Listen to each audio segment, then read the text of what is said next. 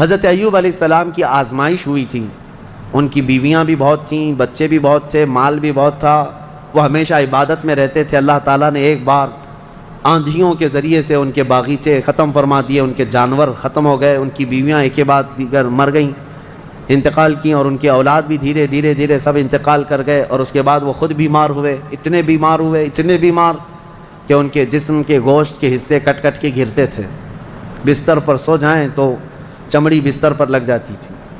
اور اس کے بعد ایک بیوی، ان کی بی بی رحمت، حضرت جمیلہ بھی ان کو کہا گیا بی بی رحمت، ان کے علاوہ کوئی ساتھ میں نہ تھا۔ وہ وقت بھی آیا جب ان کی زبان بھی کٹ گئی تھی جس سے وہ ذکر کرتے تھے، زبان کٹ گئی حضرت ایوب علیہ السلام کی۔ تب انہوں نے ایک عرض کیا تھا اللہ کی بارگاہ میں، ربی انی مسنی الضر وانت ارحم الراحمین۔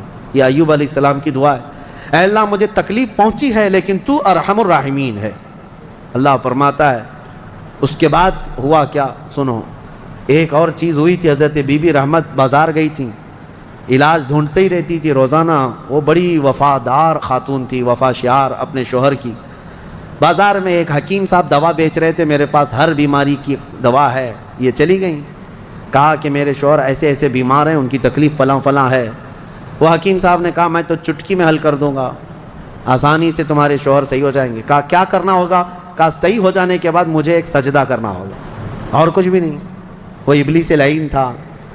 خواتین، عورتیں یہ بڑی بھاؤک ہوتی ہیں، جذباتی ہوتی ہیں، ان کو اپنی فیملی سے لگاؤ ایسا ہوتا ہے، اسی لیے آج باباؤں کے چکر بھی سب سے زیادہ عورتیں ہی لگاتی ہیں۔ صحیح میں کہہ رہا ہوں کہ عورتیں جانا بند کر دیں تو باباؤں کی دکانیں بند ہو جائیں، نہیں چلیں گی دکانیں۔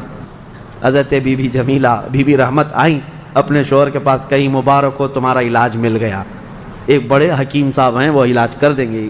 حضرت ایوب علیہ السلام نے کہا ہمارے پاس اجرت دینے کے لیے تو کچھ ہے نہیں، کیا دیں گے؟ کہا کچھ نہیں دینا ہے، آپ صحیح ہو جائیں گے تو ان کو ایک سجدہ کرنا ہے۔ وہ حضرت ایوب علیہ السلام جلال میں آئے، بیماری کا عالم ہے، کہا قسم خدا کی اگر میں صحیح ہو گیا تو تجھے 100 کوڑے ماروں گا، اس لیے کہ تو ابلیس کے پاس گئی تھی، حکیم کے پاس نہیں۔ انہوں نے قسم کھا لیا اللہ کی قسم میں 100 کوڑے ماروں گا تجھے، اپنی بیوی کو۔ انہوں نے توبہ کر لیا، اپنی بیوی، ان کی بیوی نے کہا مجھ سے غلطی ہو گئی، میں بھول گئی آپ کی محبت میں